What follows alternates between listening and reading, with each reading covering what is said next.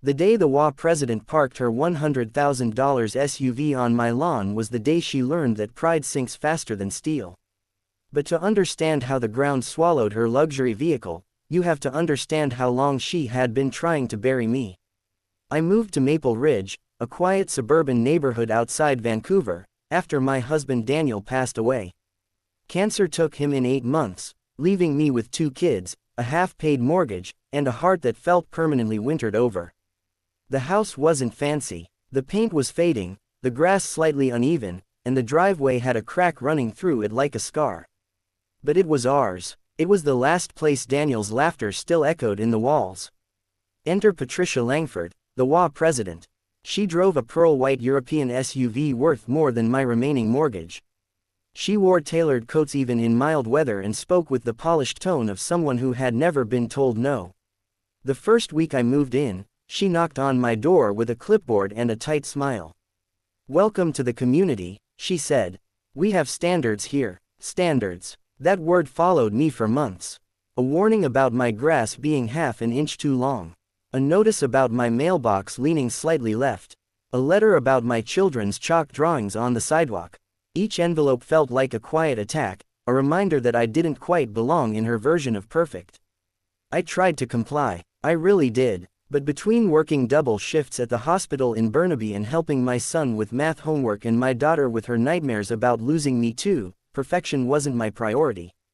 Survival was. The real conflict started when I decided to delay fixing the small dip in my front lawn.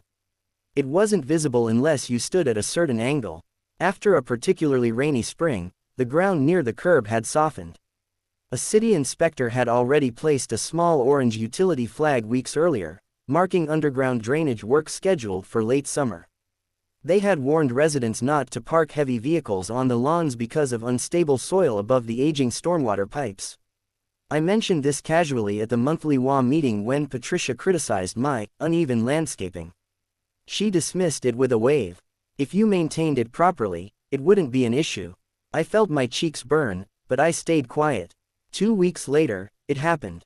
I came home from work to find Patricia's SUV parked squarely on my front lawn. Not on the street, not partially, fully on my grass. She stood nearby with a landscaping contractor, pointing at my property like she owned it. "What are you doing?" I asked, my voice shaking from exhaustion and disbelief. "We're conducting a compliance inspection," she replied coolly. "Your lawn dip violates aesthetic guidelines." I needed a better angle. A better angle. I stared at her tires pressing deep into the softened soil. "There are city markers here. The ground isn't stable." She smiled thinly. "I think I understand property standards better than you." And then it happened. At first, it was a subtle sound. A low crack beneath the earth, like ice breaking on a frozen lake.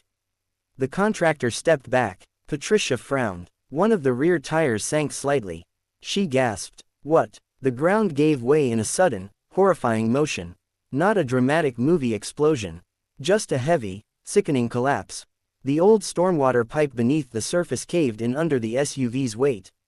The back half of her luxury vehicle dropped into a muddy cavity, tilting sharply. The front wheels remained on the grass while the rear bumper disappeared into a growing sinkhole of brown water and broken soil.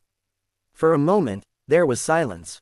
Then Patricia screamed. Neighbors rushed out of their houses.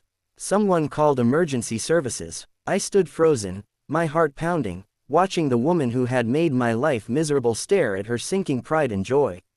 No one was hurt. That was the important part. Patricia had been standing outside the vehicle. The contractor was safe, but the SUV, it was ruined. Tow trucks arrived. City officials examined the collapsed drainage line. They confirmed what I had said weeks earlier. The soil was unstable due to scheduled infrastructure repairs. Warning notices had been sent out. Patricia's face turned pale when the inspector asked, "Ma'am, why was your vehicle parked on a flagged lawn area?" She glanced at me. For the first time, she didn't look powerful. She looked small. Insurance refused full coverage because she had ignored visible utility markers. The repair costs for both the vehicle and part of the damaged pipe were staggering. The figure floated around the neighborhood like wildfire, close to 6 figures in losses. But here's what surprised me most. A week later, Patricia knocked on my door again. No clipboard, No tailored coat, just a simple sweater and tired eyes. I owe you an apology, she said quietly. I didn't speak, I just listened. I've spent years trying to make this neighborhood look perfect, she continued. Somewhere along the way, I forgot it's supposed to be a community. Her voice cracked slightly. I lost my husband 5 years ago. Controlling everything around me was easier than dealing with that. The anger I'd carried for months shifted into something else. Not forgiveness yet, but understanding. Grief makes people do strange things. It builds walls. It creates obsessions. It convinces us that if the grass is cut evenly enough, maybe life will feel steady again. I was just trying to hold things together too, I finally said. She nodded. In the weeks that followed, something changed in Maple Ridge. The HOA revised its policies to focus less on punishment and more on support. Instead of fines, there were volunteer days. Instead of violation letters, there were check-in visits.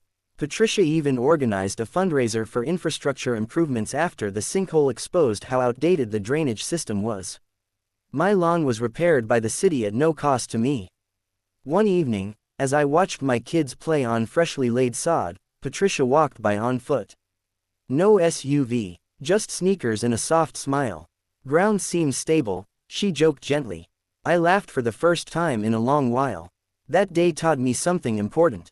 Sometimes life swallows the things we cling to most tightly: status, control, pride, so that something better can grow in their place.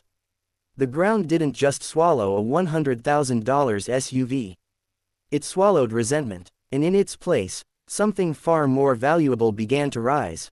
A real community, built not on perfect lawns, but on imperfect people learning how to stand on steady ground together. If you've ever felt judged, pushed aside, or targeted unfairly, remember this: stay grounded in who you are. Because when pride parks itself where it doesn't belong, the truth always has a way of surfacing. And sometimes, it changes everything.